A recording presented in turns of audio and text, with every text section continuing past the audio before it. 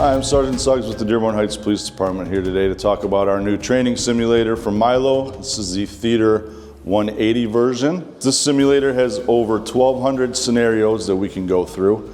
Based on what the officers are saying, we can manipulate the scenario for the subjects to either comply, get into a fist fight, things of that nature, all the way up to deadly force. So based on what the officers' verbal actions are, how they're interacting with each scenario, we can change how the outcome will be. So with this simulator, we purchased the Glocks because we plan on moving to the Glocks. Taser 7s came with it as well, which is what we currently use. And with our patrol rifles, we purchased the Red Bolt with a red magazine that once they interconnect, it triggers a laser, so these guns are non-functional down here. This can be used for 1 or 2 officers, so if we're doing an active shooter scenario, you can have 2 officers in here going through the simulation simultaneously. At the end of each scenario, we can debrief with each officer.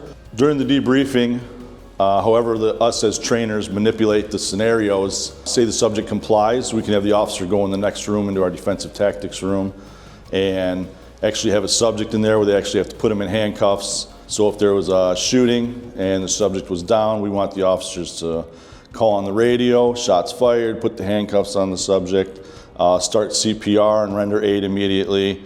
In that situation, we can have the officer go in the next room, have a dummy in there and have them start performing CPR on the dummy just like they would in real life. Here we have a low light scenario. You can see on the screens we have flashlight that came with this system as well. And wherever your flashlight goes on the screens is where it's going to light up, just like at night if you're working midnights.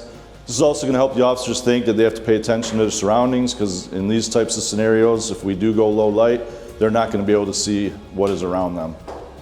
System came with a GoPro, so we can film our own scenarios. We did 1 already, and we currently have ideas to shoot some more, specifically some schools for active shooter scenarios. That way when our officers come down here to train, they'll actually be going through Crestwood High School, Annapolis High School, etc., and seeing the actual hallways of the schools that they will be seeing and utilizing within this community. The scenarios that we can create can go any way we want them. If we're in a room, we can have, with several doors, we can have subjects come in each room, have multiple different outcomes, which is going to be really good for our agency as a whole. If our officers are going to make mistakes, we'd rather it be here with the reality-based training in a controlled environment as opposed to making mistakes out in real-life situations.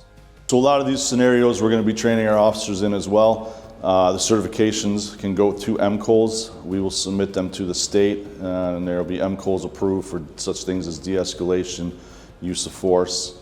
If we utilize this training simulator in our training program, it's proven that the use of forces can be reduced by 23% by using this on a regular basis and properly.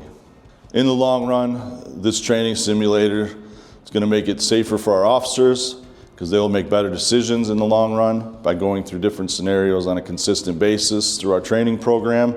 And it's also going to make our community a lot safer, because the officers are going to have a lot more knowledge on real-life decision-making that'll be based through these real-life scenarios.